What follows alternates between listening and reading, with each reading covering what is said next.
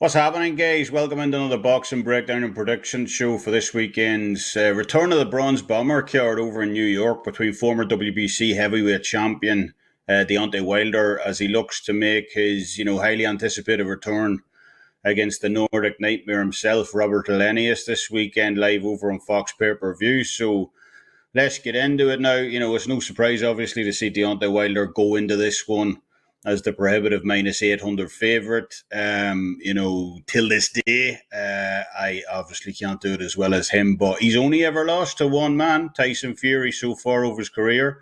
42 other men have came up short, so he is a deserved favourite in this one for obvious reasons, but, he faces a fighter in Robert Helenius this weekend who comes off two excellent back-to-back wins himself against Adam Kanowski over the last 18 months and, perhaps going through a mini renaissance, himself over the back end of his career. But I'm going to keep this one short. While there are aspects of Helenius' game that I like, I think he's a decent combination puncher. He can move. So I do see him having some limited success also in this one, especially when Wilder looks to shell up at times in that high guard of his that he's prone to do. But that aside, there's absolutely one kind of gigantic Grand Canyon-sized hole in Helenius' fight style that leaves him wide open to straight rights from distance. He opts to employ that angle guard up top, leave his lead hand down by his side. I mean, it was the best straight right hand in the business. Never mind just in the heavyweight division either, probably in all of boxing. That's Deontay Wilder. I just don't see this fight going the distance. Helenius can be busy in there. He might well find some early success with combinations in this fight as well. But at age, he's going to be laid flat out in this fight because you simply cannot have a vulnerability like Helenius does to that single punch as well. That straight right hand. That's his kryptonite. When you're facing Deontay Wilder, Gerald Washington knocked Helenius out with the straight right hand. Johan Duapas knocked him out with the straight right hand as well. So if those guys are starching you out off that one punch, somebody better call the medics early on this one because I honestly see one of the KOs of the year coming up in this one on Saturday night. So yeah, I like Deontay Wilder to get the stoppage early in this one. As I said, I just don't see it going past 6 rounds. He will catch him at some point.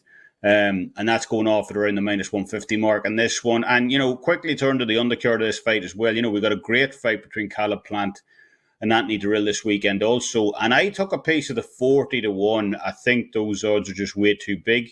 On Dirrell to get the stoppage in the championship rounds. Hear me out.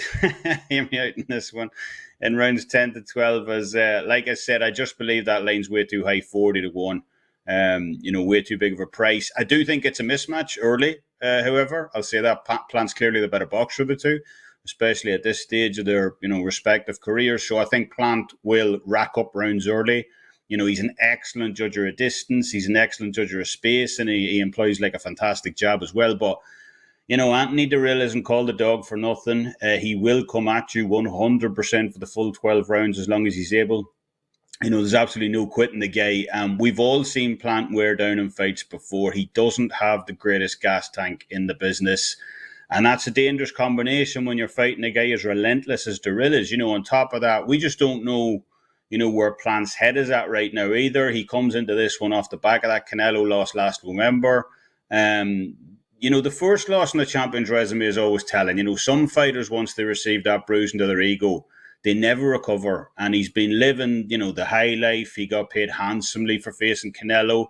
He has a new family. He's had issues with his right hand as well, which are pretty well publicized. The Benavidez fight fell through early in the year. So for as much as he's clearly the better boxer of the two in this fight, there's all these kind of small issues surrounding Plant that, is his head fully in the game here? Because if it's not, when you're in there against a straight, relentless bloodhound like Anthony Dirrell, that's probably the worst type of opponent to fight if you're not absolutely at 100%. So I have no problem, obviously, if you're opting on the Plant side of the play in this one. Like I said, he is the better boxer of the two, better technician. But at 40-1, I have to take a small piece on Dirrell to get the stoppage in the championship round. So Yeah, that'll wrap things up for this week. Take Deontay Wilder rounds 1-6 at -150, and a small pizza money side bet on Anthony Dirrell to win in rounds 10-12 at an absolutely mammoth plus 4,000. So let me know your thoughts down in the comment section below. Let me know which way you see the fights going.